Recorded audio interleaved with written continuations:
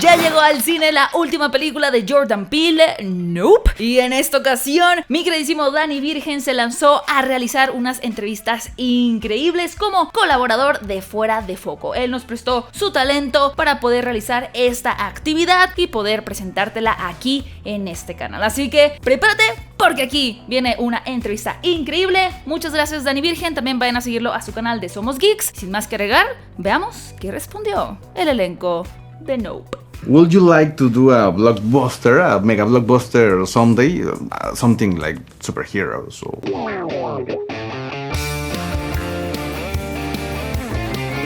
Did you know that the very first assembly of photographs to create a motion picture was a 2-second clip of a black man on a horse? And that man is my great-great-grandfather. Great. There's another great-grandfather. Brandon, how are you, man? Daniel, great to meet you. Thank you for taking the time to speak to me. I love the hoodie, by the way. Thank Great you. hoodie. A reference. It's hi, how are you? Good. How are you? Fine. I'm so excited to meet you right now. Steven, how are you? Good. How are you?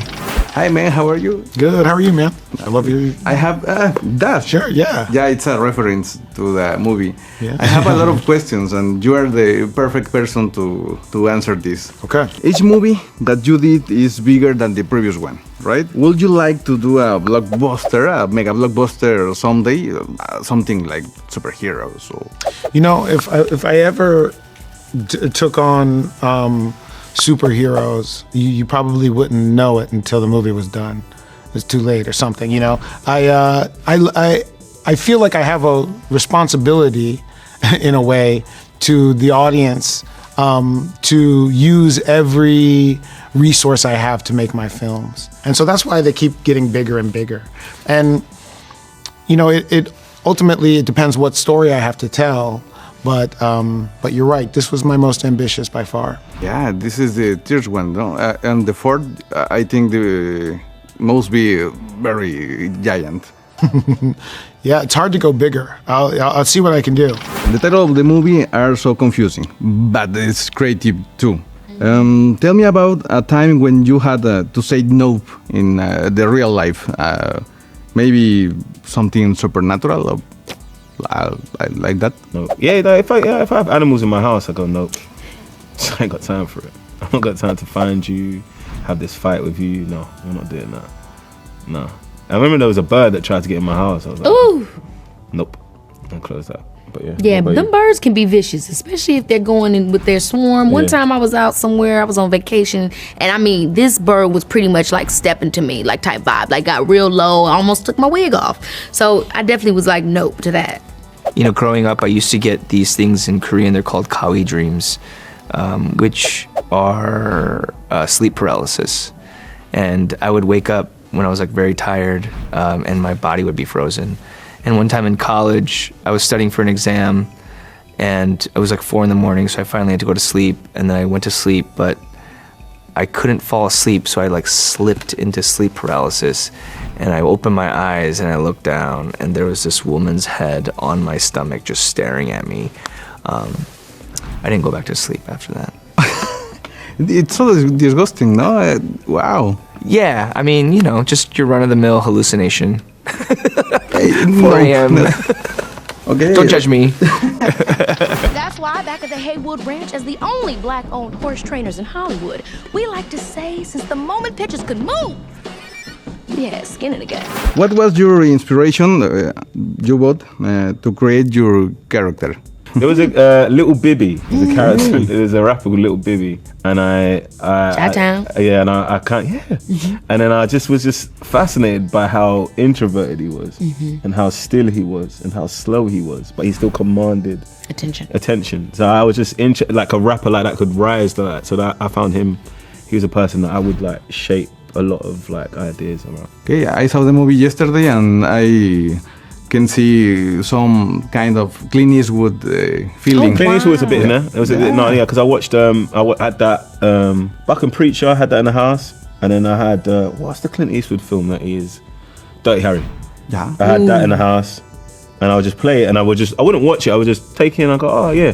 And I saw a lot of Clint Eastwood when I read OJ. I remembered, and I was like, oh yeah, like I'll go down that path. Yeah. My brothers are a big inspiration for me because they're very tech wizards, and just kind of the style and the music that Angel listens to, it just is kind of like a homage to my older brother, especially because yeah, we grew up going to Fry's Electronics, and I was there because of him. Like, he's the one who gave me the introduction to video games, computers, and whatnot. So I absorbed a lot of that through him, and also just like wearing like black and grays and wearing band t-shirts and listening to that type of music, that all really stems from my older brother. And I had that stint in my life as well. But it was like I was kind of doing it because of him, you know, like that was the cool thing to do. And so I really utilized him as a big piece of how to tell this story. And then, yeah, and then just Angel in his own ways too. It's not like exactly my brother or anything. So just getting pieces of the writing that I absorbed that I was able to kind of deliver. I actually really thought a lot about Michael J. Fox. That's like kind of like just that spunky kind of energy, you know, that youthful energy that he had. Like when I think about like Back to the Future and just kind of that we know him for, I really thought about that a lot for Emerald, especially in her relationship and the balance that she had with Daniel's character, OJ. And then a character that I happened to have played in a movie I did called Pimp. Her name was Wednesday. So I thought a lot about that character as well and elements of her that I could infuse into this character. Jordan and I talked a lot about Jupe. He opened the door for a lot of collaboration and conversation. And what inspired me, you know, I always felt like he was speaking from this, that character was always living in this place of isolation. And an isolation that maybe he constructed on his own, maybe was put upon him. And I think it was studying that was really the focal point of Jupe. Your character is not a villain. It's like an secondary. No, I don't know. I know what you mean. Yeah. How you describe your character? Maybe Jupe. You know, I think all the characters anyone could reflect off of. I think they could relate to all the characters. I wonder if Jupe is the version of all of us that we don't necessarily talk about that often. What's your inspiration to create the villain of the film? Well, you know, every horror movie has a monster of some sort. The monster of all of my films are human beings themselves in some way. But with this one, we also have this UFO, which in a lot of ways, you know, I wanted to use a UFO and because from a mystery standpoint, it's a blank slate. You know, just by seeing the sort of the classic design that we know people have seen in the past in the 50s and 60s or whatever, it's like if we can use that and start from there, well, that's a mask that people will, first of all, believe has some history, but it also just contains this great mystery to it. What's inside?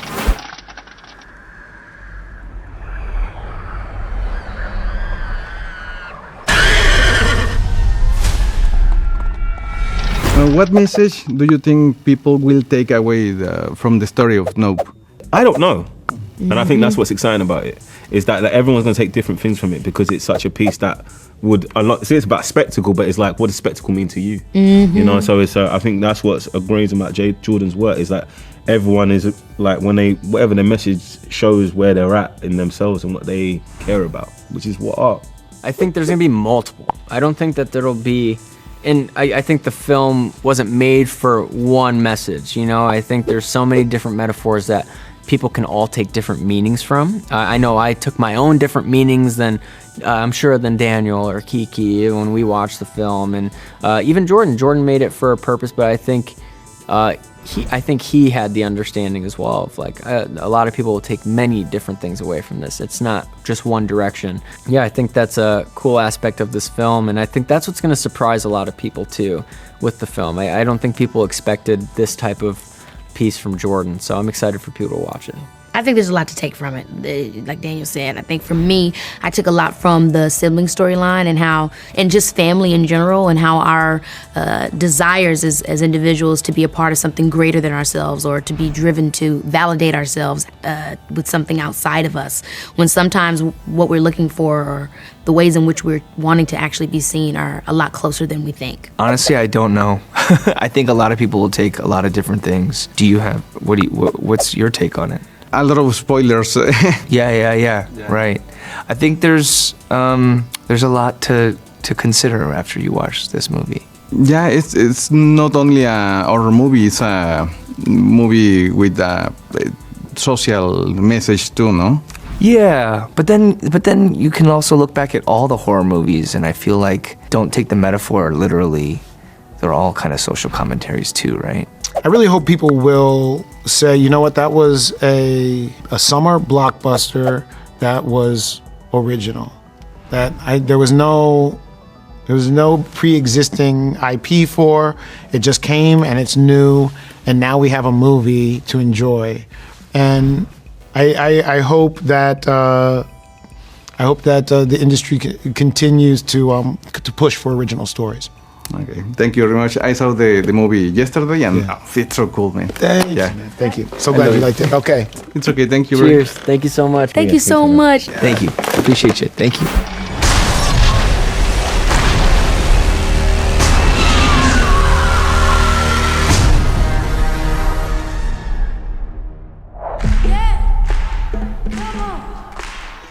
Yeah.